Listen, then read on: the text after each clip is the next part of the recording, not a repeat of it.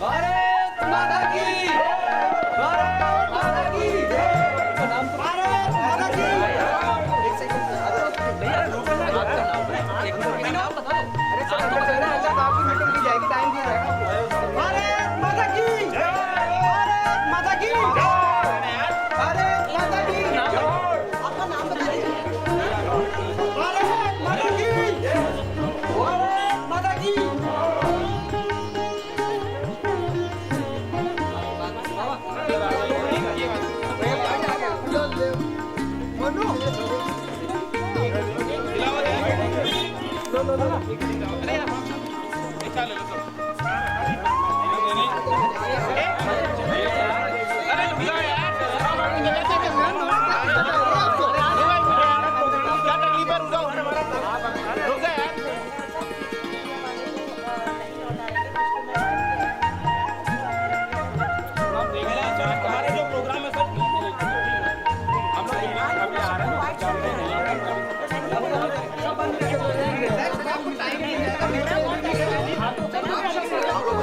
आइए आप लोग थोड़ा पीछे जाइए।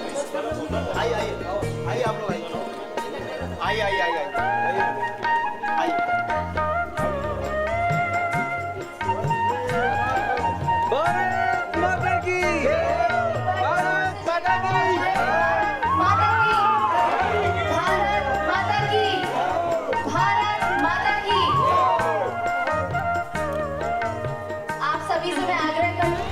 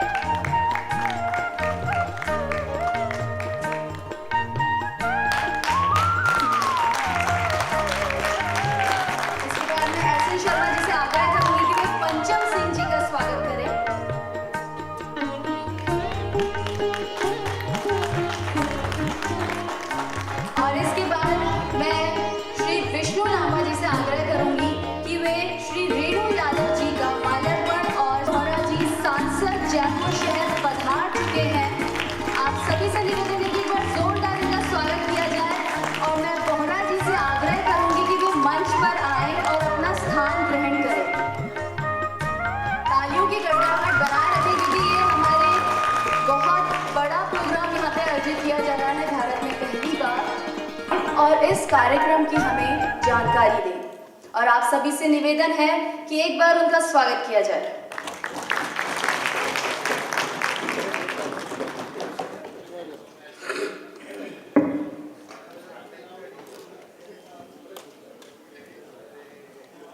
प्रकृति एवं संस्कृति के संरक्षण और संवर्धन के क्षेत्र में विगत 20 वर्षों से राजस्थान प्रदेश और वर्ष 2015 से राजस्थान देश के 23 राज्यों में पर्यावरण संरक्षण की छोटी सी सफल कोशिश करने की ओर अग्रसर श्री कल्पतरु संस्थान की ओर से आयोजित दुनिया के इतिहास में पहली बार 10वें जीवन पर आधारित पर्यावरण को समर्पित पूर्व दस्युओं के महाकुंभ में जयपुर शहर की ओर जहाँ से भी पधारे हुए आगंतुक महानुभावों का भगिनी वृंद का मैं हृदय से अभिनंदन करता हूँ, स्वागत करता हूँ।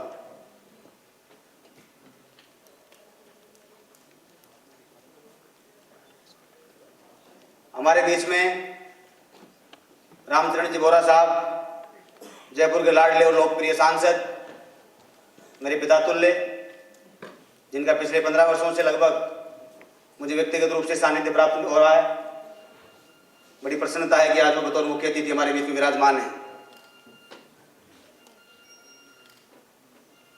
इससे बड़ी प्रसन्नता इस बात की है, कल्पतरु संस्थान का अपना कोई घर नहीं है, अपना कोई छत नहीं है, और बोरा साहब ने अपनी छत हमें दे रखी है। अब उसी से काम चलाना है या हमारी छत जो नहीं है वो ये सोचें, लेकिन बोरा साहब का जो ऑफिस हो या घर हो वो आज से नहीं वर्षों से कल्पतरु संस्थान के काम आ रहा है, व्यक्तिगत रूप से मेरे काम आ रहा है। मुझे ये तो नहीं ध्यान कि बोरा जी को मैंने कितने काम बताए होंगे, लेकिन अगर मैंने 200 काम बताए होंगे तो 200 के 200 काम मेरे हुए हैं। इस बात की मुझे बहुत प्रसन्नता है। मैंने सुना था कि पद आ जाता और पद आ जाए और मद नहीं आए। हमारे बोरा जी वैसे के वैसे ही हैं।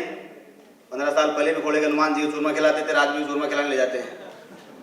मुझे प्रसन्नता है कि हमारा जयपुर का लाडला सांसद कहीं भी चले जाए, कितनी ऊंचाई पर चले जाए, आम जनता के दिलों में वैसे हीरो बन के रहेगा। और इसलिए बन के रहेगा कि देश के प्रधानमंत्री के बाद दुनिया में देश में ये पहला उदाहरण है कि सबसे ज्यादा मतों जीतने वाले आदरणीय रामचंद्र जी बोरा। और सबसे बड़ी बात, मेरे जैसे पागल को बर्दाश्त करना, ऐसे क्रेक आदमी को झेलना, ये काम भी बोरा साहब बखूबी कर रहे हैं, 15 सालों से कर रहे हैं। ये सबसे बड़ी बात है। अपने सिर्फ थोड़ा और बातें कम और काम थोड़ा ज्यादा रहता है, स्वभाव में है सिर्फ काम की बात। और बोरा ही जानते हैं इस बात को। मुकेश जी दादी इस बात के गवाह हैं, प्रदेश मंत्री महोदय यहाँ विराजमान हैं। वर्ल्ड हैबिटेट सेंटर की लड़ाई चल रही थी। हम लोग, मेरे लाडले नेता और मैं बहुत इज्जत करता हूँ आदरणीय गहलोत साहब की, गहलोत साहब ने वर्ल्ड हैबिटेट सेंटर बनाने के लिए आदेश दिए OTS में, और उन्होंने कहा भाई 5000 पेड़ कटेंगे।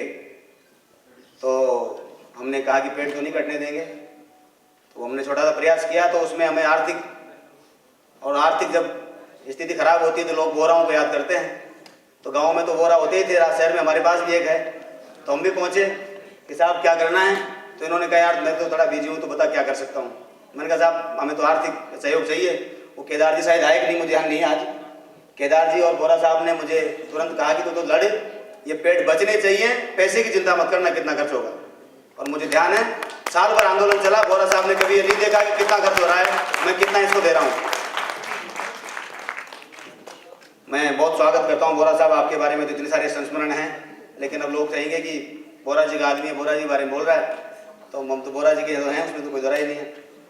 मैं निवेदन करना चाहूँगा हमारे कार्यक्रम की अध्यक्षता के लिए, और अब मेरे लिए बहुत बड़ी गर्व की बात है, गाँव में जब पौधा चोर कहकर जनता पुकारती थी और जब एक एक पौधे को तरसते थे, वो दिन था जब एक रेंजर से भी दोस्ती होती थी, तो ऐसा लगता था कि आज तो रेंजर से दोस्ती हो गई। आज मुझे प्रसन्नता है कि राजस्थान के वन विभाग का मालिक, सबसे बड़ा अधिकारी, प्रधान मुख्य वन संरक्षक आदरणीय SS चौधरी साहब बतौर अध्यक्षता हमारे बीच विराजमान है। और SS चौधरी साहब, मुझे इस बात की खुशी है, माफी चाहूंगा मैं सरकारों के लफड़े में नहीं पड़ता, मुझे बीजेपी कांग्रेस से मतलब नहीं है। मैं तो पर्यावरण पार्टी, अपनी तो परमानेंट पार्टी है। 5 साल के वन मंत्री बनते हैं, अपन तो परमानेंट हैं, जब तक सांस है तब तक वन मंत्री रहेंगे। तो मुझे इस बात की इस बार इसलिए प्रसन्नता है कि किसी कारणवश परम सम्माननीय रेणुआ साहब किसी कारणवश नहीं आए, उनकी कहीं किसी की मौत हो गई मिलने वाले के यहाँ, तो वहाँ जाना पड़ा उनको। राजस्थान के इतिहास में सबसे सर्वश्रेष्ठ वन मंत्री अगर कोई साबित हुआ है तो राजकुमार रेणुवा हुआ है। इसके हजारों प्रमाण मेरे पास मौजूद हैं। और ऐसे आदर्श वन मंत्री के रहते आप आश्चर्य देखिए, मैं उनके पीछे भी उनकी तारीफ करना चाहूंगा। इसलिए करना चाहूंगा, एक जो आदमी जानवर से भी पुत्र जैसा स्नेह करता हो। आप सब लोगों ने भास्कर की वो खबर पढ़ी होगी, T24 के वन मंत्री ने पूछा कि बेटा तेरे क्या हाल है, तेरा सारा विश्व तेरी चिंता कर रहा है। एक जानवर से जो पुत्र जैसा स्नेह कर सकता है, उस आदमी पर वन विभाग में कोई अगर लांछन लगाने की कोशिश करता है तो समझ लीजिए वो खुद आरोपी अपराधी है। राजस्थान के वन मंत्री पर किसी तरह का आरोप लगाना सबसे बड़ी मूर्खता है। इससे बढ़िया कोई श्रेष्ठ वन मंत्री इतिहास में ना हुआ है, आगे का मैं कह नहीं सकता।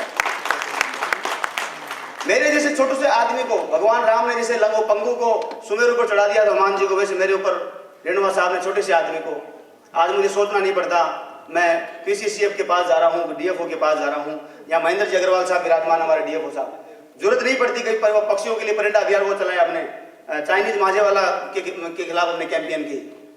जहां हमें जरूरत पड़ी वहां पर खुद DFO साहब खड़े नजर आए। ऐसे PCCF साहब के लिए तो मैं क्या कहूँ, खैर जहां आवश्यकता होती है। ये कार्यक्रम 21 तारीख का रख रहे थे, PCCF साहब ने मुझे ऑफिस में बुलाकर कहा कि 21 तारीख को तो अपना खुद का प्रोग्राम फॉरेस्ट का, तुम 20 तारीख को रखो, मैं नहीं आ पाऊंगा। और वन विभाग की बात हो, वन विभाग से शर्तें वादे हो और वन विभाग का मुख्य अधिकारी नहीं पहुंचे तो काम कैसे ले साहब। तो आपका बहुत बहुत आभार आदरणीय से चौधरी साहब, मेरे मार्गदर्शक, कल्पतरु संस्थान के मार्गदर्शक, संरक्षक, महामंडलेश्वर परम पूजनीय बालमुकुंदाचार्य जी महाराज बतौर मुख्य वक्ता हमारे बीच विराजमान हैं। मुझे इस बात का बहुत प्रसन्नता है कि आप लोग जो हाथोज नहीं गए वो हाथोज जाएं और वहां जाकर के वहां की गौशालाएं देखें। मुझे भी सौभाग्य, परमात्मा की करुणा रही, ऐसी गौशाला में जाकर के बरगद का पौधा लगाने का सौभाग्य प्राप्त हुआ। और वहां जाकर के जो मैंने देखा, पर्यावरण के प्रति, प्रकृति के प्रति, गौ गाय के प्रति, अतिथि के प्रति जो सम्मान है, सैकड़ों प्रकार के वनौषधि के पौधे खुद गुरुदेव ने अपने हाथों से लगा रखे हैं। मेरे ऊपर आज ये परमात्मा की बहुत बड़ी करुणा हुई है और मुझे प्रसन्नता है कि मुझे दुख है इस बात का कि मैं आपको खुद उपशरीर रूप में उपस्थित होकर आमंत्रित नहीं कर सका। और आप मेरे दूरभाष पे ही आपने मेरा आमंत्रण स्वीकार किया, इतनी बड़ी कृपा की। मैं आपका आभारी हूँ और बहुत बहुत स्वागत करता हूँ, अभिनंदन करता हूँ। हमारे बीच में मेरे बराबर के भाई, मेरे मित्र सौरभ जी यहाँ विराजमान हैं। और आप जो भी हमारे सामाजिक कार्य चलते हैं, हमारे अन्य जो गतिविधियां चलती है, प्रकल्प चलते हैं, उन प्रकल्पों में एक सामाजिक कार्यकर्ता के नाते बहुत अच्छी भूमिका निभाते हैं।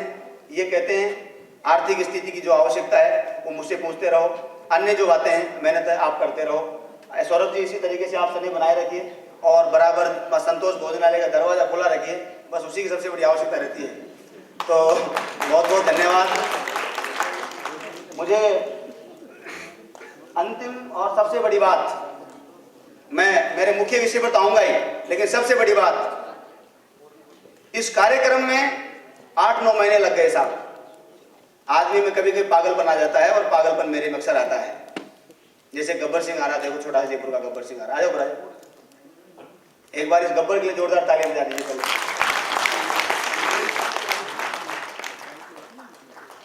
ये लेट हो गया, कहीं कुछ करेगा आजा।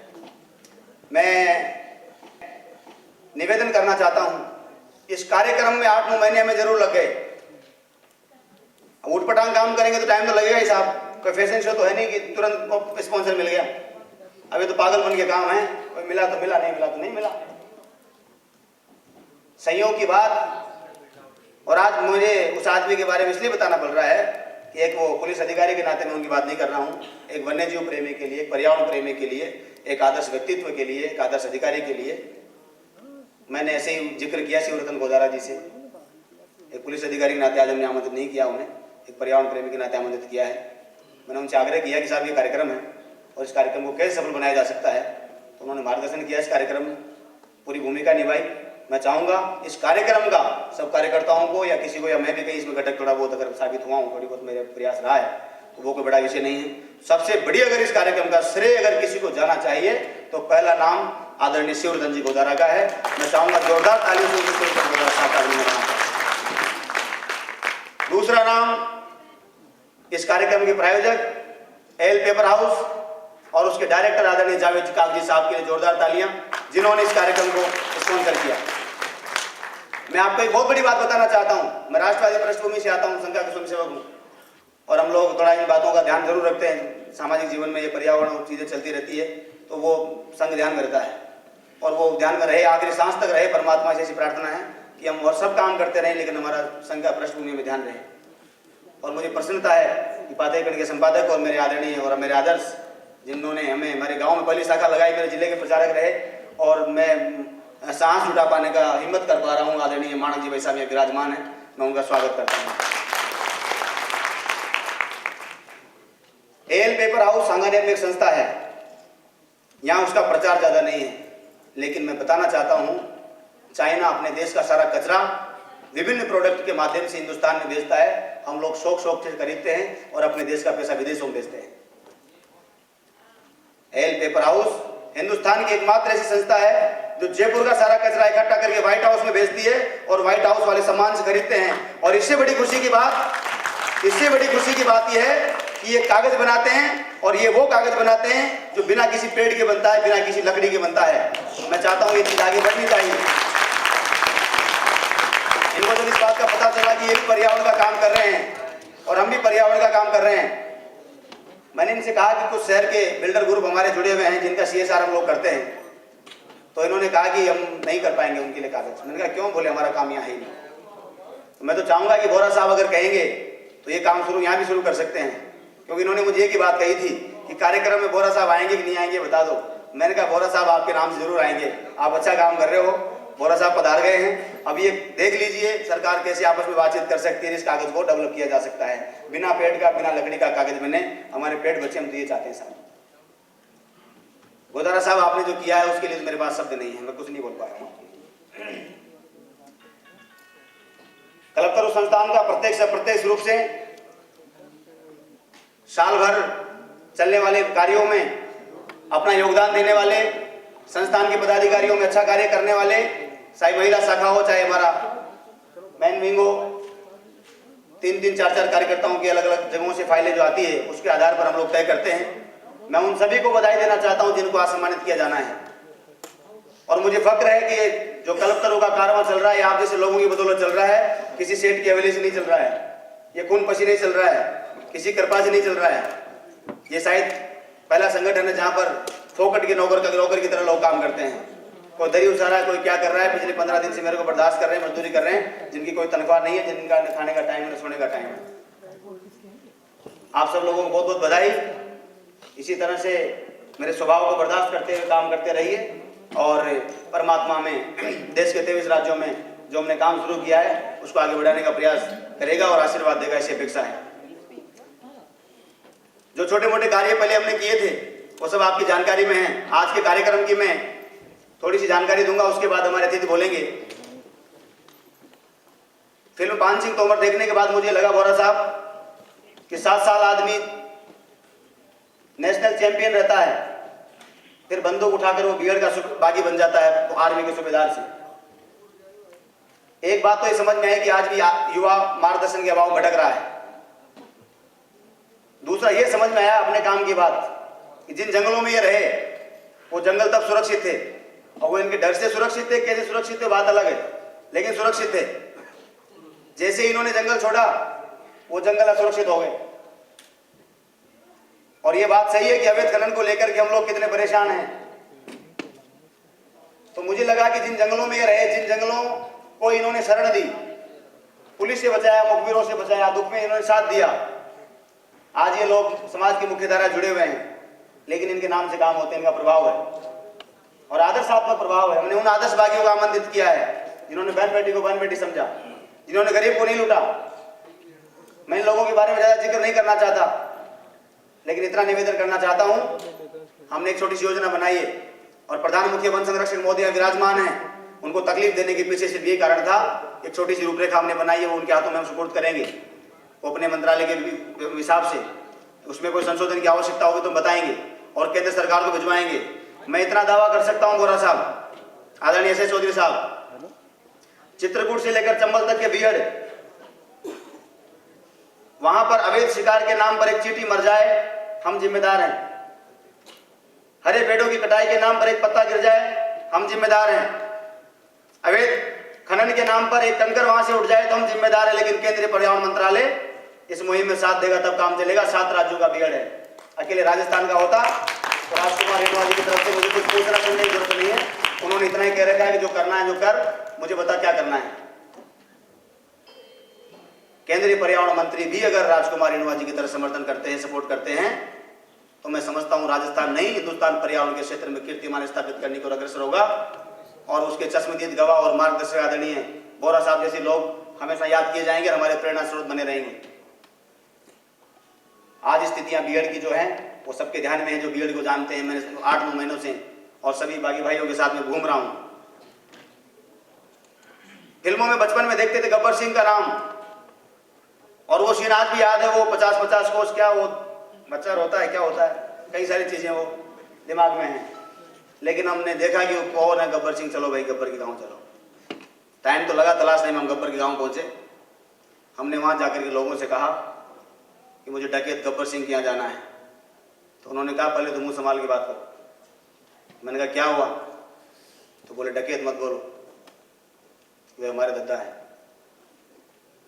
मैंने लोगों से कहा कि कौन सा ठाकुर का गढ़ है, वो कौन सा ठाकुर है जिसके हाथ काटे थे उन्होंने कहा ये तो वही बताएंगे। मैंने लोगों से कहा बसंती को कहाँ नचवाया था। मैंने लोगों से पूछा, लोगों ने एक एक करके बात बताई। लोगों ने सिर्फ इतना मुझे बहुत अच्छी तरह समझा दिया कि मैं ही नहीं, आज के कार्यक्रम के बाद देश का कोई भी युवा गब्बर सिंह को डकैत नहीं कहेगा। उसके बारे में अगर वास्तव में जान लेगा। और सबसे बड़ी बात मुझे खुशी हुई, 1000 से ज्यादा लड़कियों की इन्होंने अब तक शादियां करवा दी गांव के अंदर। और ये वो लड़कियां हैं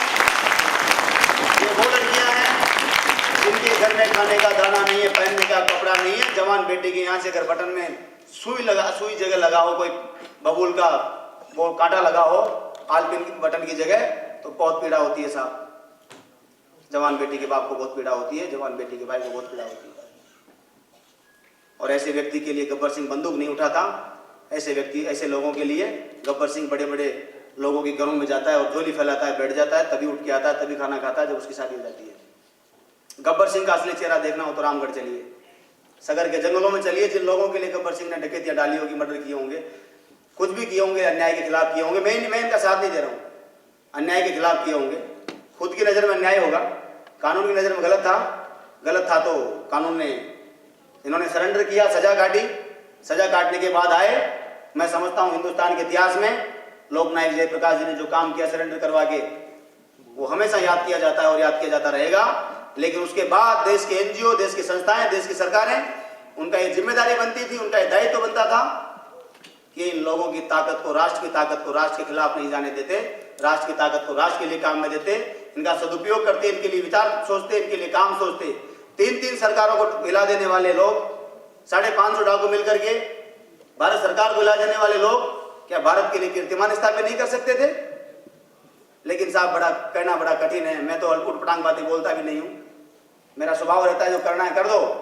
वीर सावरकर जी ने अंडमान की सेलुलर जेल में, मैं वो बैंके मैंने वो पढ़ा है उनका, वीर सावरकर जी का बेटा मर गया, परिवार को निकाल दिया गया, नगर से बाहर निकाल दिया। मेरे ख्याल से पुणे में उस समय रहते थे।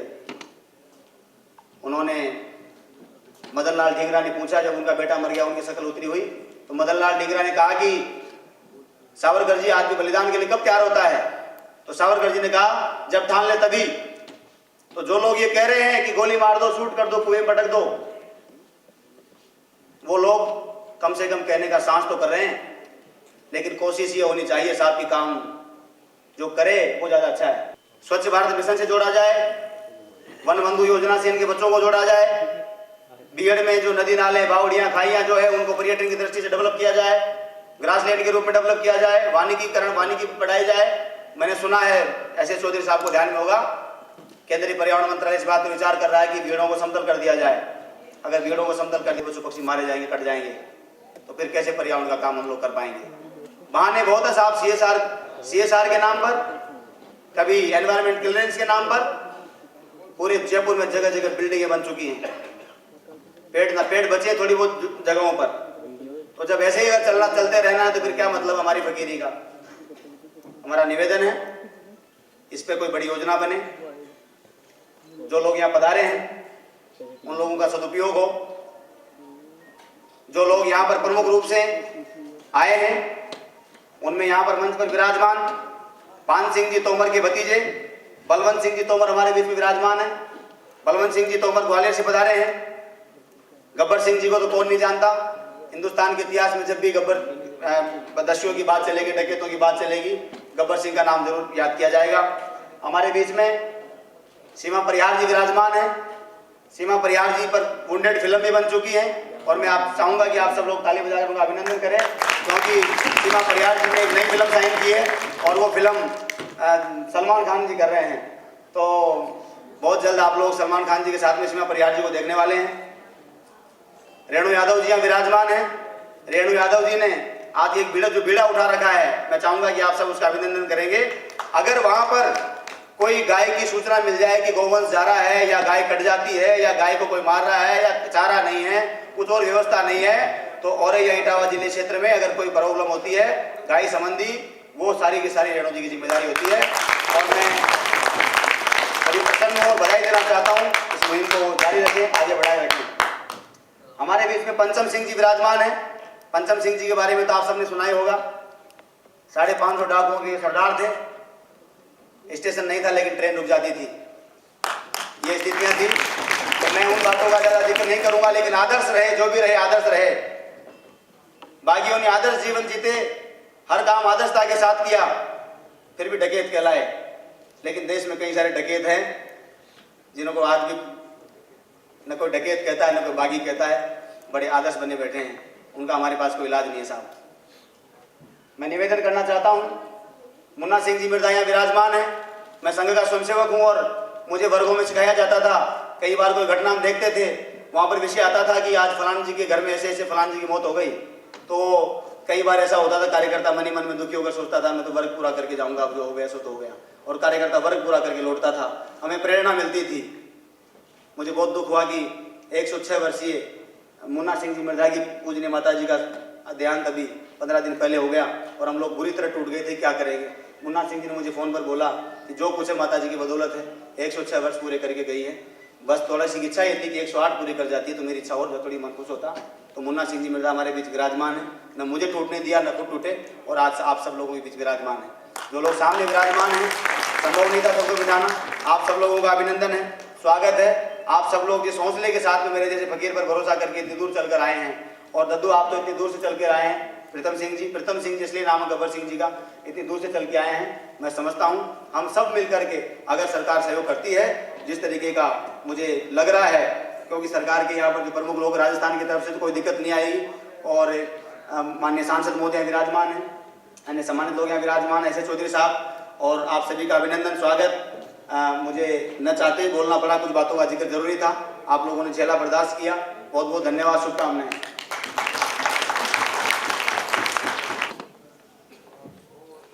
कितने आदमी थे सरदार? 2। झूठ बोलते हो, यहाँ तो 12 ही पड़ी है। तो दोस्तों हेलो, मैं कोई गब्बर सिंह नहीं हूँ, मैं हूँ आपका लाडला चहेता ड्रामेबाज यश राजस्थानी। तो दोस्तों सभ्यता संस्कृति बड़ी तेजी से बढ़ रही है, बदल रही है। पहले जब भी कोई अतिथि घर पे आता था, बस 4-5 सामान्य प्रश्न किया करता था। बाबूजी का स्वास्थ्य कैसा है, माँ की तबीयत कैसी है, बिटिया के लिए कोई अच्छा वर मिला कि नहीं, बेटे का कारोबार कैसा चल रहा है, वगैरह वगैरह पर अब संस्कृति बदल गई है। अब जब भी कोई अतिथि घर पे आता है, बस उसका एक ही सवाल होता है, एंड्रॉइड मोबाइल का चौड़ी पिन का चार्जर है क्या? तो दोस्तों पेड़ पौधे हमारे लिए बहुत ज़्यादा लाभदायक होते हैं और ये लामा सर बहुत अच्छा काम कर रहे हैं। पशु पक्षियों को दाना पानी दे रहे हैं, तो ऐसे ही पशु पक्षी को आप भी दाना पानी देते रहें। कार्यक्रम के बारे में कुछ हमें बताएंगे और आप सब इन्हें सुनिए और इनका स्वागत कर रही हूँ मैं यहाँ पे, और एक बार जोरदार तालियों से इनका स्वागत हो जाए।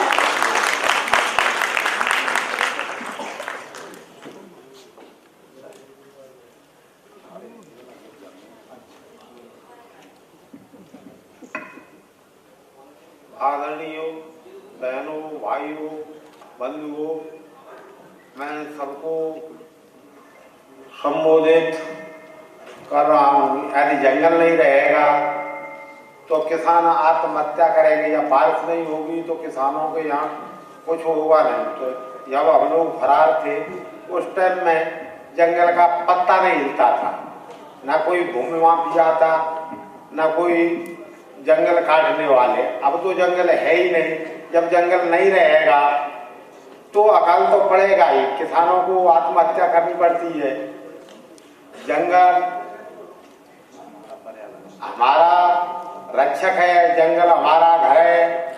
चंबल माँ हमारी माँ है, जंगल बचाना जरूरी है। यदि गवर्नमेंट चाहे तो हम लोगों को एरिया का इलाका दिया जाए। पहले भी नहीं पत्ता कटता था, आज भी हम वायदा करते हैं कि पत्ता एक नहीं कटेगा, क्योंकि हम इस क्षेत्र में रहे हैं और हमको मालूम है। गांव की पंचायत को रहे लोगों को समझाएंगे कि जब जंगल नहीं रहेगा तो बारिश कहाँ से होगी। यदि गवर्नमेंट चाहे तो कोई बड़ी बात नहीं है, गवर्नमेंट को हमारी मदद करना पड़ेगी। और जंगल वैसा ही जैसा पहले था हमारे जमाने में वैसा ही हो जाएगा। जय हिंद।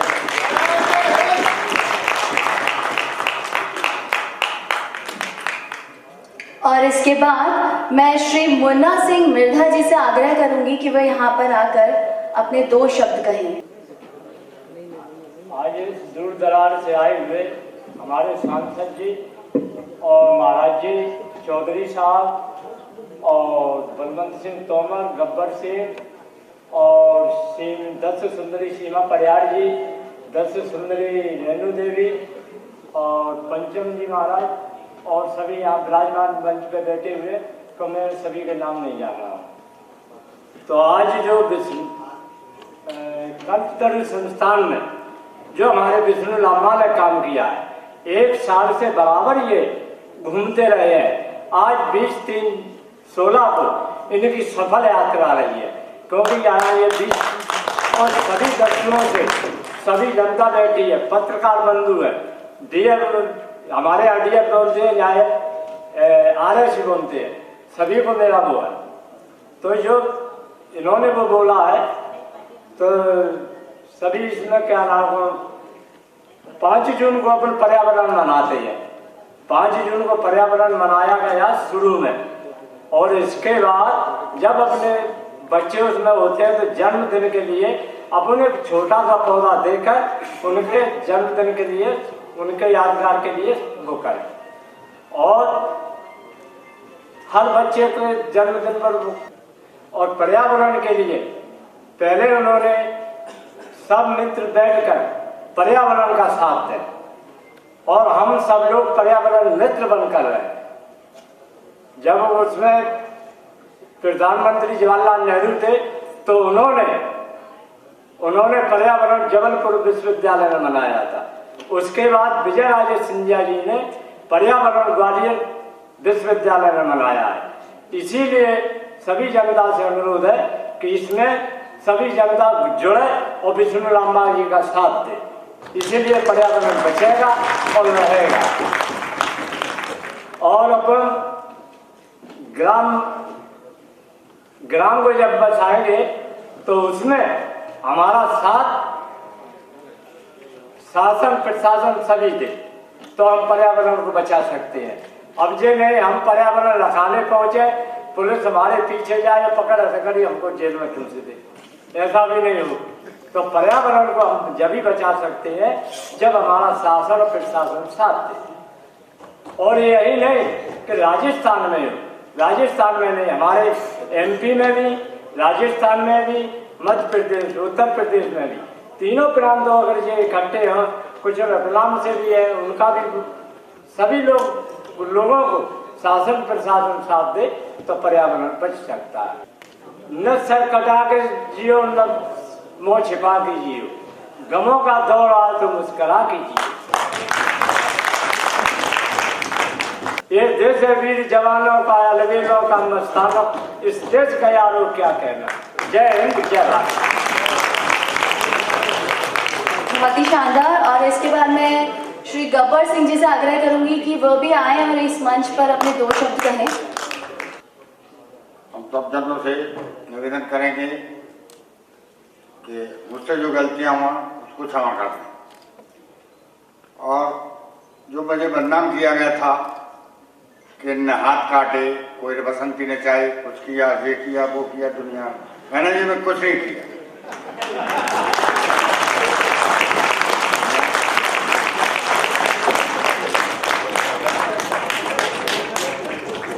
मैंने तो देश की सेवा की, गरीबों की सेवा की और लड़कियों की शादी की और वन को बचाया रखा। आज उस वन में समझ लो कि जैसे आज सूखा पड़ने से खेतों में आग लगी, ऐसी जंगल में आग लगी। नेता लोग कटवाते हैं, बेचते हैं। सरकार की मैं किसी के नाम नहीं लूंगा कि सरकार क्या कर रही है और क्या करा रही है। कुछ सरकारें जो करा रही हैं खनिज के बारे में, समझ लो कि बिल्कुल बहुत परेशानी। और इसके बाद मैं श्री पंचम सिंह जी से आग्रह करूंगी कि वे मंच पर आए और अपने 2 शब्द कहें।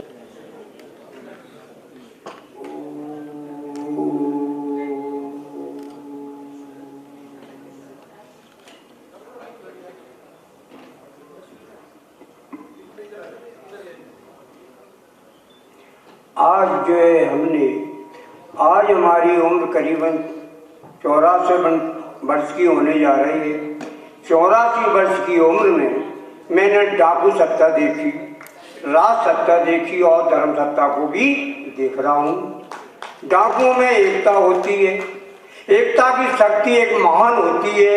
एकता चाहे तो पाल को भी उठा सकती है, एकता चाहे तो आज के भ्रष्टाचार को भी मिटा सकती है। अनेकता के कारण ये समाज में भ्रष्टाचार फैला हुआ है जो डाकुओं में नहीं था। आज जो है करीबन हम 5 से 50 डाकुओं ने सन 72 में समर्पण किया था।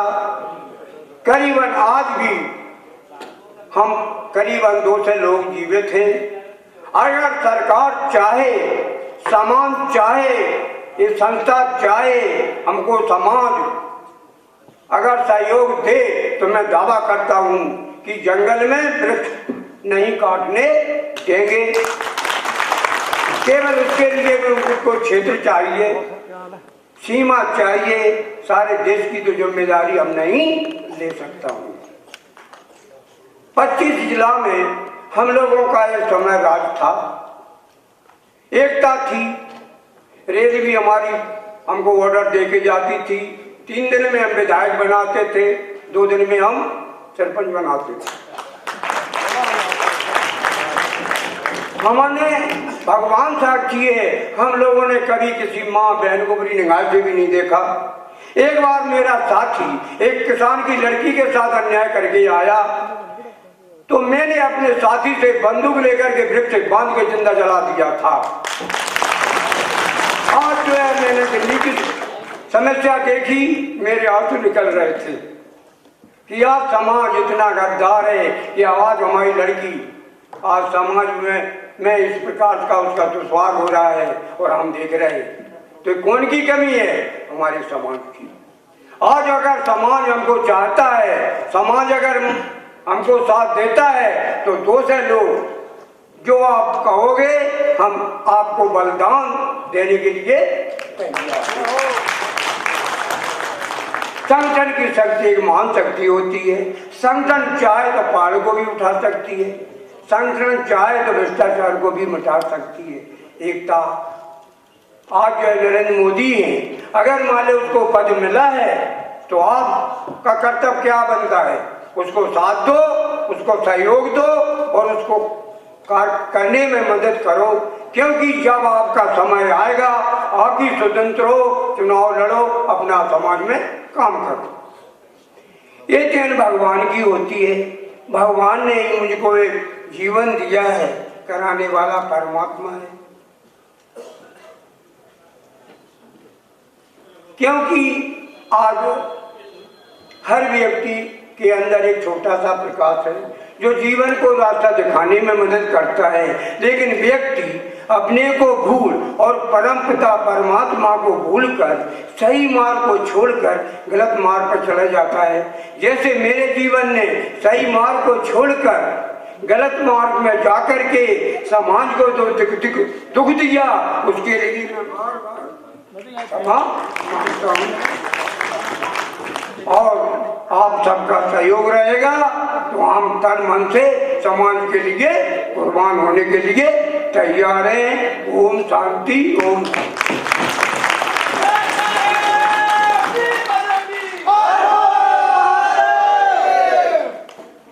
और अब इसके बाद मैं रेणु यादव जी से आग्रह करूंगी कि वे मंच पर आएं और अपने 2 शब्द कहें। आप सभी से आग्रह है कि एक बार जोरदार तालियों से स्वागत किया जाए। परम आदरणीय हमारे मंच पर जो बैठे भाई व हमारे पिता तुल और हमारे जो नीचे बैठे हुए सभी को मैं बार बार नमन करती हूँ। मैंने बड़े ही छोटे जीवन से बड़ा संघर्षी जीवन जिया है और अंत में इस जीवन का निचोड़ निकला तो देखा जाए कहीं कुछ नहीं परमात्मा के सिवा। मेरी माँ बचपन से गाय की पूजा करती थी और सुबह गाय को रोटी देना, तो मैंने अपनी माँ से पूछा कि मम्मी ये क्या होता है। फिर मैं जंगल गई, इसके बाद मैं जेल गई। जेल 7 साल 3 महीने 15 दिन रही और इसके बाद मैंने इस चीज का संकल्प लिया था कि बाहर निकल के मैं गायों की सेवा करूंगी।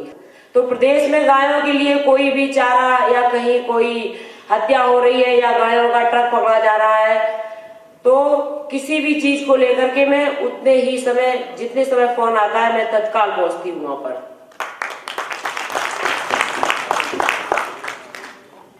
मैं एक एनजीओ और अभी 2 साल हुए मुझे जेल से निकले, मैंने एक एनजीओ और खोला है। तो एनजीओ को जो महिलाएं हमारे उधर बहुत पीड़ित रहती हैं, क्योंकि शादी हो जाती है, इसके बाद में दान दहेज को लेकर के लड़की को मार दिया या फांसी लगा दी, आग लगा दी। तो इसी चीज को लेकर के उसको अभी कुछ ही दिनों में आगे बढ़ाना है।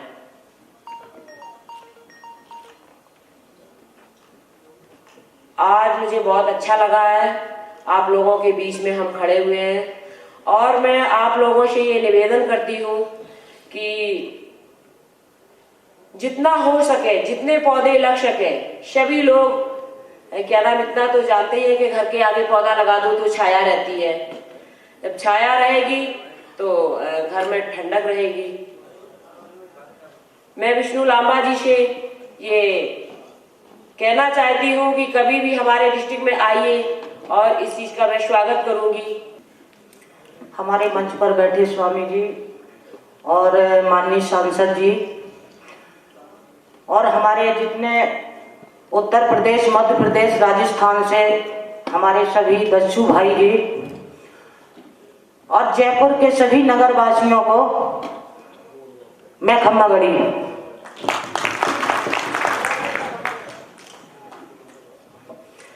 मैं आज इतना खुश हूं कि जयपुर में मैं दोबारा आई हूं। आज विष्णु के द्वारा दोबारा मौका मिला है जयपुर धरती पे आने का, तो मैं अपने आप को बड़ा सौभाग्यशाली समझती हूं। और हर भाई या माता बहनों को सभी को बताना चाहते हैं कि पेड़ पौधों के बारे में जितना हमारा दस्यु समाज जानता है, वो हो सकता है कि कोई किसान नहीं जानता है, क्योंकि दस्यु जीवन में जब वो रहा है तो सिर्फ एक पेड़ की छाया मिलती थी और वरना दूसरे किसी की छाया नहीं मिलती थी, हमारे सर के ऊपर छत नहीं होती थी। चाहे वो गर्मी का महीना हो या सर्दी का महीना हो या बारिश का महीना हो। तो मैं आप लोगों को बताना चाहते हैं, इतना घना जंगल हुआ करता था, हम लोग कभी ये नहीं डरते थे कि हमें सांप काटेगा कि बिच्छू काटेगा, लेकिन भगवान ने इतना साथ दिया है कि आज दिन तक किसी दस्यु को ना कभी सांप ने काटा है, ना कभी बिच्छू ने काटा है, और ना आपने कभी सुना होगा।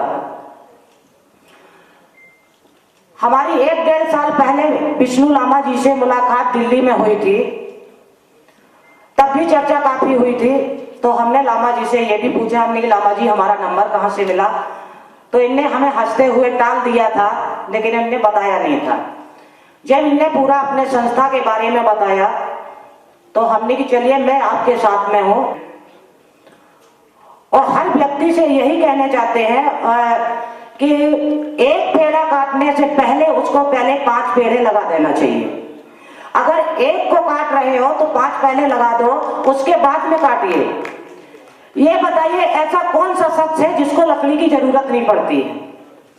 किसी कवि ने लिखा था कि जीते लकड़ी मरते लकड़ी देख तमाशा लकड़ी का, और जिस दिन हम भी पैदा हुए तो पलंग बिछाता लड़की का। तो हर चीज लकड़ी की होती है। तो आप लोग हर वृक्ष को लगाना चाहिए। ये नहीं है कि मनुष्य ये कान से सुनता है उस कान से निकाल देता है। वृक्ष लगाना बहुत आवश्यकता है। आप देखिए आदमी कहता कि हमारे देश में सूखा पड़ रही है, ये प्रभाव किसका पड़ रहा है? वृक्ष का। जब वृक्ष घने होते हैं तो तापमान को खींचता है, लेकिन वृक्ष की जगह पे हर जगह टावर जरूर लग रहे हैं, और टावर से मानसून नीचे को नहीं आता है, ऊपर को जाता है। ये हर व्यक्ति जानता है, लेकिन कहना नहीं करना नहीं कोई चाहता है। और आज हम लोग यहाँ पर खड़े हैं, दस्यु जीवन काट के आए हैं, तो हमें पता है कि कैसे क्या है, क्योंकि मैं भी 17-18 साल जंगल में काट के आज समाज के अंदर आई। लेकिन मेरे को जब पूर्व 10 सुंदरी सीमा परिहार बुलाया जाता है तो एक बड़ा फील होता है कि ये साला मैं कितना भी अच्छा काम करे, लेकिन ये दस्यु जीवन का मैं कभी नाम नहीं मैट पाएंगे। लेकिन हम समाज से पूछना चाहते हैं, सरकार से पूछना चाहते हैं, अपने मीडिया भाई से पूछना चाहते हैं, पुलिस प्रशासन से पूछना चाहते हैं कि हमारे माँ बाप ने तो नाम नहीं रखा है। बच्चा पैदा होता है तो माँ के पेट से अपराधी नहीं होता है, ये समाज बनाता है। ये परिस्थितियां कहीं ना कहीं उसके साथ में गलत होता है, तब वो जाके राइफल को धारण करता है, तब वो दस्यु जीवन में पहुंचता है।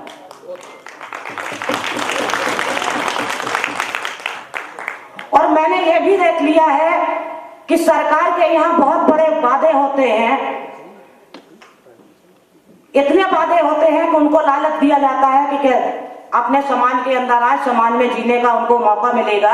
मैं सरकार से अनुरोध करती हूँ, ये तो वादे कर देते हैं, लेकिन बातें फिर दस्यु लोगों को देते क्यों नहीं है? इतना अधिकार देते क्यों नहीं है?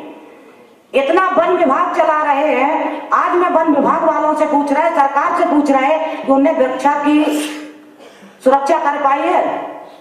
जो जंगल आज के 20 साल पहले जितना था उससे आपको 2% नहीं मिलेगा। जब मैं लोग दस्यु जीवन में थे तो जंगल इतना हरा भरा था कि जंगल से हटने का कभी मन नहीं होता था। क्या मनुष्य अकेले थोड़ी रहता, कितना हमारे पशु पक्षी रहते हैं, कितना हमारा जीव जंतु पेड़े की छाई में रहता है। तो मैं तो हर व्यक्ति से अनुरोध करती हूँ कि हर व्यक्ति वृक्ष को लगाना चाहिए, और जितना भाई आगे को मिलते जाए उनसे भी कहते जाओ कि वृक्ष लगाना बहुत जरूरी है। ये हमारी धरती का श्रृंगार है, और जब वृक्ष कट जाते हैं तो बिल्कुल उजड़ी सी जमीन लगती है।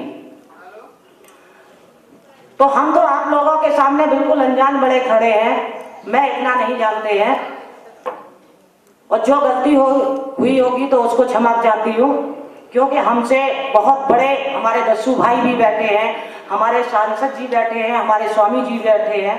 मैं क्षमा चाहती हूँ कि शायद मैं कुछ गलत बोल गई हूँ, लेकिन एक चीज को मैं जरूर कहना चाहते हैं कि जो सरकार मिशन निकाल रही है, तो मैं तो कहते हैं कि हर दस्यु भाई को जोड़े। जो उनके नेता नहीं कर पाते हैं काम, मैं 6 महीना में करके दिखाई देते हैं। क्योंकि मैं जंगल में जरूर रहे हैं, जिस क्षेत्र में रहे हैं, चाहे वो उत्तर प्रदेश हो या मध्य प्रदेश हो या राजस्थान की सीमा हो, मैंने कहीं पर व्यवहार खराब नहीं किया है। जहां पर किया है तो अच्छा किया है। और अगर मैं खराबी करके आती तो आज हमारे दस्यु जीवन का इतिहास देखते हुए समाज हमें कोई सम्मान नहीं देता, इज्जत नहीं देता। मैं हर जगह घूमती हूँ, अब चाहे वो यूपी हो या एमपी हो या राजस्थान हो या महाराष्ट्र हो या बंगाल हो, मैं हर जगह जाती हूँ। मैंने कभी सपने में नहीं सोचा था कि मैं कभी डामर की सड़क देख सकती हूँ, लेकिन किसी बुजुर्ग का, किसी माता पिता का, किसी गरीब का मेरे पास आशीर्वाद है। जो मैंने कुछ अच्छा किया होगा, हमारे माता पिता ने अच्छा किया होगा, जो आप लोगों के सामने हमें उपस्थित होने का एक सौभाग्य प्राप्त किया है। यहीं पर मैं अपनी बात को विराम देती हूँ। जय भवानी, जय हिंद, जय भारत। मैं अबुल हसन साहब जी से निवेदन करूंगी कि वे मंच पर आएं और अपना स्थान ग्रहण करें। और एक बार जोरदार तालियों से इनका स्वागत किया जाए। और अब इसी के साथ मैं श्री रामचरण बोहरा जी और पूज्य श्री बाल मुकुंदाचार्य महाराज जी से आग्रह करूंगी कि वे पधारे हुए पूर्व दस्युओं को स्मृति चिन्ह देकर कार्यक्रम को आगे बढ़ाएं। बाकी एक बात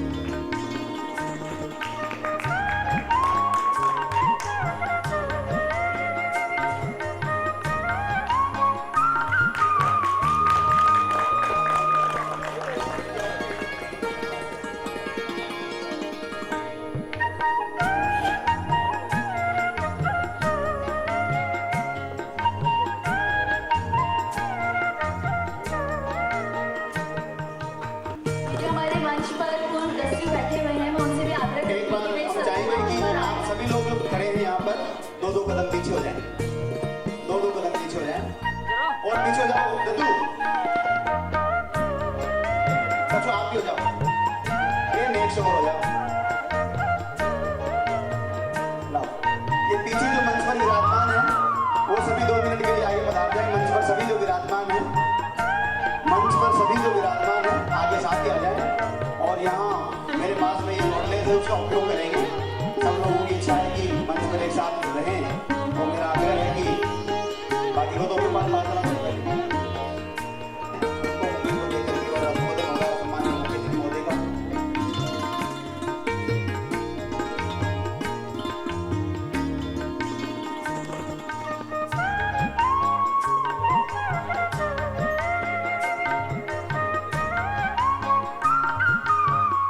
मुकेश दादी साहब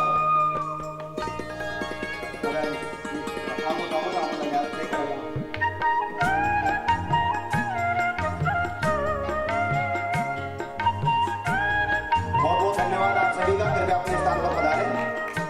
बहुत धन्यवाद। आप अपने स्थान पर पधारें। जहाँ जहाँ विराजमान थे वहाँ पौने 2 मिनट के लिए विराजमान हो जाएं। और आप मंच पर पधारें जो लोग मंच पर विराजमान थे। 2 मिनट का समय और लगेगा, उसके बाद में हम लोग कार्यक्रम का समापन करेंगे। हमारा गरीब संगठन है, लेकिन गर्मियों का समय है तो 4 से सदुपयोग करें।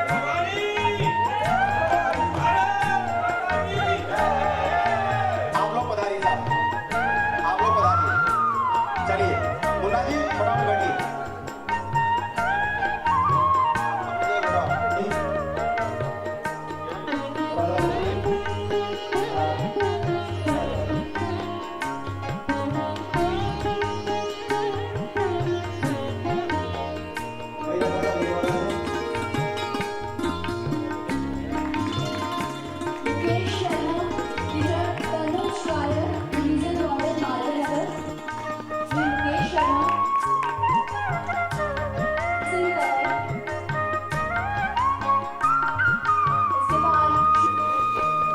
वन और पानी का जो आपस में बहुत बड़ा संबंध है। आप देखिए जहां सघन वन होते हैं वहीं वर्षा होती है, परंतु बड़े दुर्भाग्य की बात है कि हमारी बढ़ती हुई जनसंख्या और हमारे रिसोर्स पर बहुत ज्यादा दबाव है। इसके कारण से जो है अभी जो अकाल की समस्या है, हम देख रहे हैं कि पिछले साल भी बरसात नहीं हुई और इस साल भी जो है बरसात की बहुत क्षीण संभावना जो है पर्यावरणवादी बता रहे हैं, तो ये बड़ी चिंता का विषय है। तो ये हम सबका कर्तव्य बन जाता है कि हम पर्यावरण की रक्षा करें और अधिकाधिक मात्रा में वृक्ष लगाएं।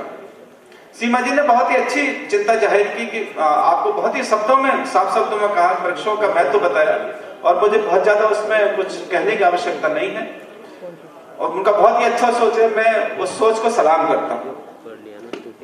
पिछले 30-35 सालों से मैं वन विभाग में हूँ और आज मैं छोटे स्तर से शुरू करके एक सर्वोच्च पद पर मैं पहुंचा हूँ और मैंने इस दौरान देखा है कि सरकारी प्रयास बहुत हो रहे हैं और उसका परिणाम भी आ रहा है, क्योंकि वन का काम जो है सुरक्षा के साथ साथ वन विकास का भी है।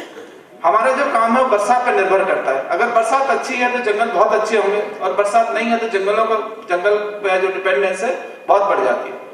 जब सब जगह हरियाली होती है तो जंगल पर भी दबाव कम होता है, लेकिन जहां अगर हरियाली नहीं है तो जंगल पर भी दबाव बढ़ता है। यही हमारी स्थिति जो है। राजस्थान मूलतः एक ऐसा प्रदेश है जहां पर पशुधन बहुत ज्यादा है और जंगलों पर निर्भरता बहुत है। हमारे यहाँ के जो भेड़ बकरियां वो मध्य प्रदेश में जाती हैं क्योंकि हमारे पास पर्याप्त संसाधन नहीं है। तो इसको देखते हुए आवश्यक हम अपने संसाधन विकसित करें।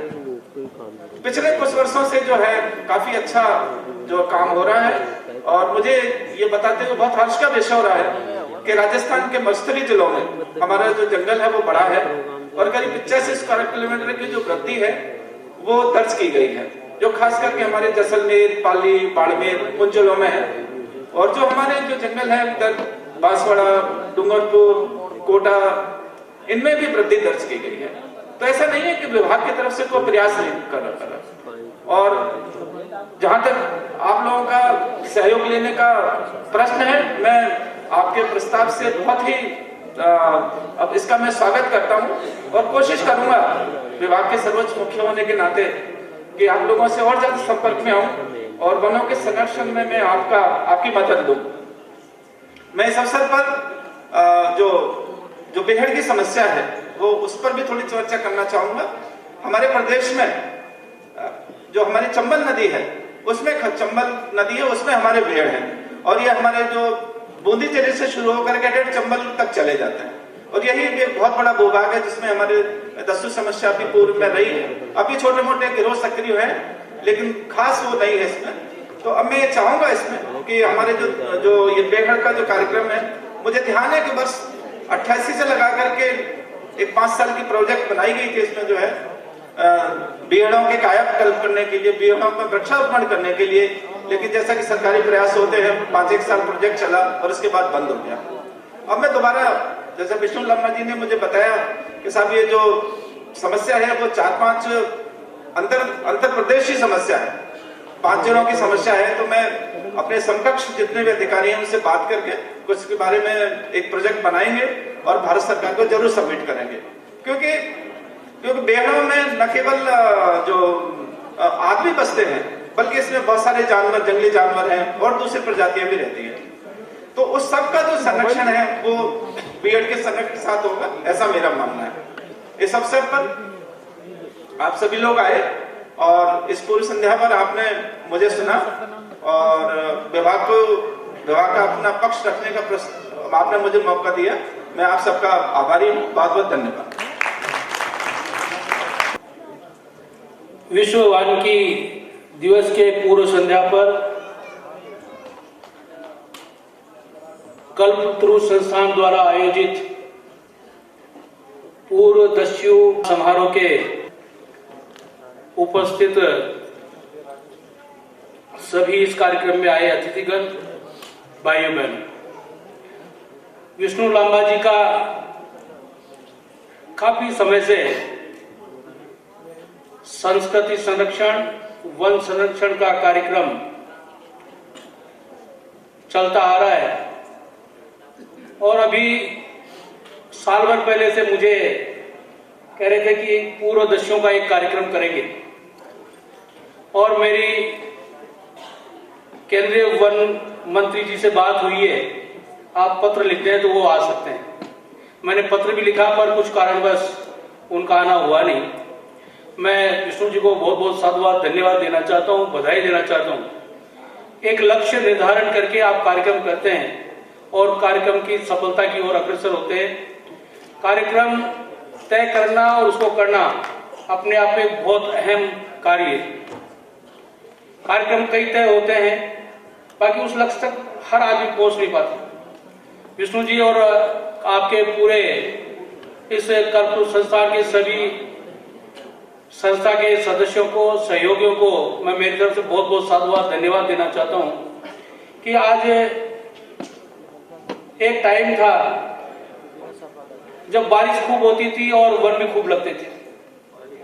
आज एक ऐसा टाइम आ गया है कि बारिश तो कम होना चालू हो ही गई है, वन काटने की परंपरा भी बहुत अधिक बढ़ गई।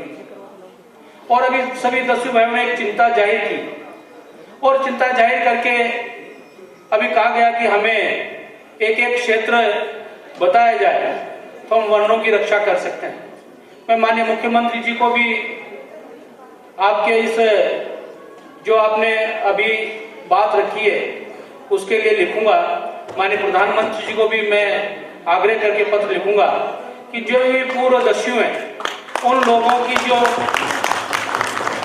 भावना है और उनकी भावनाओं का कदर करते हुए उनको कुछ हिस्सा वन संरक्षण के लिए लिखना चाहिए, बताना चाहिए। जब एक एक व्यक्ति कोई लक्ष्य निर्धारित करता है, और अभी पंचम सिंह जी ने कहा कि हम लोग रहते थे तो कोई पत्ता भी नहीं तोड़ पाता था, बिल्कुल इसमें कोई दो राय नहीं। पहले डाकू आया तो सारे लोग घरों में घुस जाते थे, बाहर कोई निकलता नहीं था। पत्ता तोड़ने की तो बात दूसरी है, घर की रक्षा ही नहीं कर पाता था तो बाहर जंगल की रक्षा करने के लिए तो उसका वनों को नष्ट करने का तो दूसरा पैदा ही नहीं कर पाता था। मैं आप लोगों के इस आज संकल्प लिया आप लोगों ने कि हम वनों की रक्षा करेंगे। माननीय मुख्यमंत्री जी को आपके लिए लिखूंगा कि राजस्थान से जो संबंध पूर्व दस्यु संबंधित हैं उन लोगों को भी इस कार्यक्रम में जोड़ें। वन संरक्षण का काफी काम होगा और जो हमारी माताएं, जो हमारी बहनें धुओं में आंखें खराब करती थी उनको धुओं से भी बचना होगा। तो हम सब लोग विचार करके एक दृढ़ संकल्प लेकर वन संरक्षण की बात करें। और आज हम वानिकी दिवस के पूर्व संध्या पर बैठे हैं। विष्णु जी आपको मैं बहुत बहुत बधाई देता हूँ कि आपने अच्छा दिन चुना है और इस अच्छे दिन के चुनने से या जितने भी लोग बैठे हैं संकल्प लेकर जाएंगे कि हम एक एक वृक्ष तो लगाएंगे और लगे हुए वृक्ष की हम रक्षा करेंगे। तो मैं समझता हूँ बहुत ये सार्थक काम होगा। आप लोग इस गुलाबी नगरी में पधारे, सभी दस्यु भाई, उनका मैं इस गुलाबी नगरी में मेरी तरफ से बहुत बहुत हार्दिक स्वागत करता हूँ, अभिनंदन करता हूँ और आपको बधाई देता हूँ कि आपने जो अपना पूरा जीवन दस्यु बनकर जिया और अब श्रेष्ठ काम के लिए आप जीवन जीना चाहते हैं। आपकी मनोकामना पूरी हो और इसके लिए जो भी मेरे लायक आप काम बताना चाहें, जो भी आप मेरे लायक काम देखें उसके लिए आप मुझे बताएंगे। मैं भी आपके काम में सहयोगी बनकर आपकी पूरी मदद करूंगा। इन्हीं शब्दों के साथ आप लोगों ने बुलाया, विष्णु जी आपको पुनः धन्यवाद देता हुआ मैं मेरी वाणी को यहीं विराम देता हूँ। बोलिए भारत माता की, भारत माता की, गौ माता की, गंगा महारानी की, सनातन धर्म की। बहुत ही सुंदर अवसर, कल्पतरु संस्था का ये ऐतिहासिक आयोजन पूर्व दस्यु बहन भाई जो मुख्य धारा से जुड़ गए, समाज में सेवा करके किसी न किसी रूप में अपने आप को स्थापित कर चुके, उनके लिए सम्मान समारोह। मंच पर जितने विराजे अतिथिगण, मेरे सन्मुख विराजमान सभी भगवान के स्वरूप, मातृशक्ति, बाल गोपाल, विशेष विष्णु जी लांबा, जिन्होंने हर बार उनके आयोजन में एक विशेषता होती है, कुछ विशेष निकाल के लाते हैं। बड़े जोशीले कार्यकर्ता हैं। विशेष कृपा है भगवान की कि वो एक ऐसे काम से जुड़े जो संपूर्ण जगत में, पूरे विश्व में जितनी प्रशंसा की जाए, जितनी इस काम की सराहना की जाए उतनी कम है। मेरे मानने में धर्म का तात्पर्य भगवान की पूजा पाठ, संतों के वचनों का आश्रय और यज्ञ, हवन, कथा, इस प्रकार के विचार मन में रहते हैं कि सिर्फ यहीं तक है। हमारा सनातन जो धर्म है, हमारा जो वैदिक धर्म है, हमारा जो वैदिक काल है, वहां से प्रारंभ है कि प्रकृति की पूजा करना, पंच तत्व की पूजा करना। जिस पंच तत्व से ये शरीर बना है, ये जगत बना है, उसको भगवान मानना, उसे संरक्षण करना। उसका जीते जागते साक्षात उदाहरण है भगवान कृष्ण। गाय की सेवा करनी, जंगलों की रक्षा करनी, गोवर्धन पर्वत की सेवा पूजा के नाम पर गोवर्धन पर्वत को बचाने के लिए आंदोलन करना, गाय के दूध मक्खन को सुरक्षित करने के लिए गायों की सुबह से शाम तक सेवा करनी, ये हमारे सामने साक्षात उदाहरण है। ऋषि मुनि महामुनि निरंतर यज्ञ करना, यज्ञ के माध्यम से पर्यावरण को शुद्ध करना। और आज जो एक विषय है कि ओजोन परत में छेद हो गया, पर्यावरण असंतुलित हो गया, उसकी वजह से गर्मी बढ़ गई, बर्फ अधिक पिघलने लगी, तो ये हमारा यज्ञ है, ये साइंटिफिक रीजन है। जब यज्ञ होता है उसमें साकल्य उपयोग में ली जाती है, उसमें औषधियां काम में ली जाती है, उसमें तिल, जो चावल इत्यादि जो औषधियां सामान, जो गाय का घृत, गाय का छाना, कंडा, उसे उपयोग में लिया जाता है। उससे यज्ञ होता है, मंत्रों के द्वारा देवताओं का आह्वान होता है और यज्ञ के द्वारा देवताओं को प्रसन्न किया जाता है। उसका दूसरा रीजन साइंटिफिक है कि सृष्टि को, पर्यावरण को बचाने के लिए, संतुलन बनाए रखने के लिए ऐसे कार्य किए जाते हैं। जो भगवान को मानता है वो वृक्षों को माने, वनस्पति को माने। जो माँ वसुंधरा पर इस निवास कर रहा है, भगवान की कृपा से भगवान विष्णु की इस पत्नी पर जो निवास करता है, वो इसकी सेवा करे, उसे संवारे, संरक्षण करे, नहीं कि उसका भोग करे, सिर्फ उपयोग करे। एक शोध में मैंने पढ़ा था कि मनुष्य के जीवन में लगभग 20 पेड़ खर्च होते हैं। एक मनुष्य के जीवन में लगभग 20 वृक्ष खर्च होते हैं। उसके प्रारंभ से लेकर समापन तक किसी न किसी रूप में 20 वृक्षों का वो उपयोग करता है। मेरा मानना है कि अगर 20 वृक्ष हमारे जीवन में काम में आए तो हमें 21 लगाने का प्रयास करना चाहिए। विष्णु जी, आप और आपकी संपूर्ण कल्पतरु संस्था, ये पूर्ण परिवार, इसकी जितनी प्रशंसा की जाए, जितनी इसकी चर्चा का बखान किया जाए, उतना हमें कम लगता है कि आज आपने उन बंधुओं को जिन्होंने कोई मजबूरी में, मैं नहीं मानता कि इन लोगों ने जानबूझकर ऐसा कोई काम किया होगा, और कई लोगों को तो गलत रूप में बदनाम किया है। अगर ठाकुर लोग, जागीरदार लोग जिस प्रकार की गतिविधियां करते थे, हम सबको पता है, गरीबों पर जैसा अत्याचार होता था लगान के नाम पर, जो परिस्थितियां, जो उस समय की स्थिति थी, उसको देखते हुए किसी न किसी रूप में किसी ने राइफल उठाया होगा, किसी से कोई हत्या हो गई होगी, ठीक है, किसी कारणवश ऐसा रहा। लेकिन आज इन बंधुओं को आपने एक मंच पे करके इनकी व्यथा को सब लोगों के सामने लाकर मुख्य धारा से तो जुड़ गए, समाज की सेवा से जुड़ गए, समाज ने अपना भी लिया, लेकिन आपने आज वृक्षों से जोड़कर, वनस्पतियों से जोड़कर, पर्यावरण से जोड़कर, और इनके माध्यम से सरकार को ये मैसेज पहुंचाना कि ये लोग जिम्मेदारी लेना चाहते हैं, ये लोग सेवा करना चाहते हैं, वृक्ष भगवान है, इसकी संरक्षण ये लोग भी करना चाहते हैं। ये आपने बहुत अच्छा काम किया। आप और आपकी संस्था को मैं साधुवाद देता हूँ। मेरे इष्टदेव हनुमान जी महाराज से मैं प्रार्थना करता हूँ कि आप पर कृपा करें और इसी प्रकार से हम सबको अच्छे कामों में जोड़े रखें, क्योंकि ये भी एक पुण्य का काम है, सर्वोपरि पुण्य का काम है। जब वृक्ष बचेगा तो जीव बचेगा। हम श्वास कैसे ले पाएंगे जब वृक्ष नहीं होगा, ऑक्सीजन नहीं होगी, हम श्वास कैसे लेंगे? जैसा आप लामा जी ने भी कुछ देर पहले बोला कि ये तो हमारा दायित्व बनता है साहब, इन्होंने बोलकर बड़ी कृपा की। ये तो मेरा दायित्व बनता है कि मेरी जिम्मेदारी है कि मुझे गाय की रक्षा करनी है, गाय की सेवा करनी है, मेरे देसी गोवंश को मुझे बचाना है। जितने दस्यु भाई बहन आप पधारे हैं, आपको जीवन में पुण्य कमाने का भगवान ने अवसर दिया है। आपने सारे जाने अनजाने के जो भी थे, जिससे आपको लोगों पर आरोप लगा, आप सब उनको भुगत के खत्म करके आज समर्थ समाज के सामने, और आप लोग सेवा का जो भाव लेके आए, भगवान इस काम में आपको सफलता देवे। निरंतर आप इस काम में आगे से आगे बढ़ते रहे, ये मेरी मंगल कामना प्रार्थना आप सबके लिए। विष्णु जी लांबा आपके लिए विशेष आशीर्वाद, शुभकामनाएं, बधाई। बोले राघवेंद्र सरकार की, भारत माता की, भारत माता की, भारत माता की।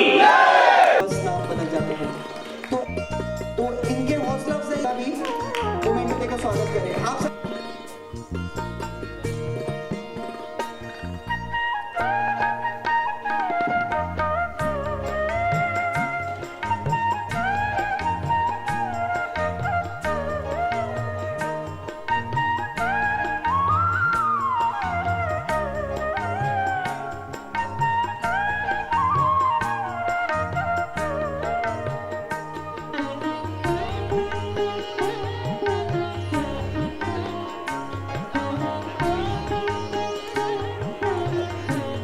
आज हमारे पास असली गब्बर सिंह मौजूद हैं जिनके ऊपर ये फिल्म आधारित थी। क्या फिल्म पूरी सत्य हमारे समक्ष बहुत से पूर्वदर्शी आए हुए हैं, तो आप चाहें तो उनके साथ में अपनी फोटोग्राफ करा सकते हैं और आपसे अनुरोध है कि उस फोटोग्राफ को आप अपने मित्रों के साथ में, अपने सहयोगियों के साथ में, अपने परिजनों के साथ में आप शेयर करें, जिससे कि और लोगों के पास भी ये पूरा जो कार्यक्रम है, पहले बचाया था बीहड़, अब बचाएंगे बीहड़, इस कार्यक्रम के बारे में सूचना जाए और पर्यावरण को बचाने के लिए सभी के पास में एक बहुत अच्छा संदेश है। मैं 10-12 साल जेल मैं सभी से अनुरोध करूंगा जो भी मंच पे नीचे विराजमान है कि वह मंच पे आए और अपने पसंदीदा पूर्वदर्शियों के साथ में चाहे तो एक फोटोग्राफ भी करा सकते हैं। अब क्या नई जो ये नए पेड़ सुनील वो है उससे जुड़ना चाह रहे हैं मुहिम से? तो जुड़ना चाह रहे थे, क्या मुहिम बहुत अच्छा लगा मैं जुड़ के, तो बहुत अच्छा लगा। बहुत मुझे ऐसे लग रहा है कि नया जीवन मिला। क्या सरकार से भी चाहते हैं कुछ मदद हो? आप सरकार दे दे, सरकार तो वादे करती है, सरकार जिसको मुझे खुद ने कुछ मिला। सरकार ने मेरे साथ कितने वादे किए, राइफल देंगे, ट्रैक्टर देंगे, फलाना देंगे, मैंने समझ लो कुछ नहीं। मेरे डॉक्यूमेंट वेतन को नहीं तोड़ने तो काली सरकार से क्या मांगे, भगवान से मांगे जो देता है। सरकार क्या देगी, कुछ नहीं देगी। सरकार की वजह कहूँ सरकार तो क्या ले जा रही, नाम नहीं लेता कि कहाँ की सरकार और क्रांति करवाई सरकार। क्या मजबूरी रह गई हो गई थी कि आपको दस्यु बनना पड़ा, डाकू बन गए? दुश्मन थे मेरे रिश्तेदारों को मारना, उस वजह से मुझे डाकू बनना। मैडम जब फिर मैंने बदला लिया, 4-5 आदमी सभी महानुभाव जो मंच से नीचे विराजमान है, उन सभी से अनुरोध करूंगा कि एक बार मंच पर आ जाए। आप सभी एक बार मंच पर आ जाए और यहाँ पे ग्रुप फोटो होगी, आप सभी से अनुरोध है एक बार मंच के ऊपर आ जाए। अब चाहते हैं कि पेड़ पौधों का सभी दस्यु जो हमारे साथ में यहाँ पर उपस्थित हैं, सभी से अनुरोध करूंगा एक बार मंच के ऊपर आ जाए ग्रुप फोटो के लिए।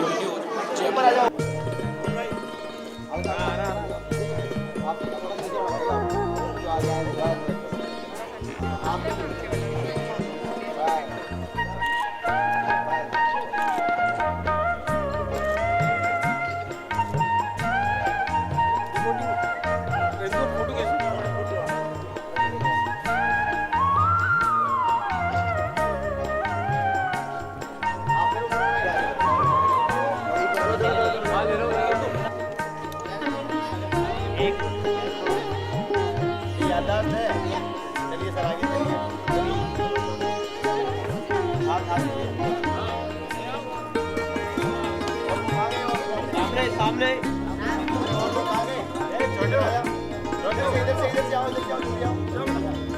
और लोग आगे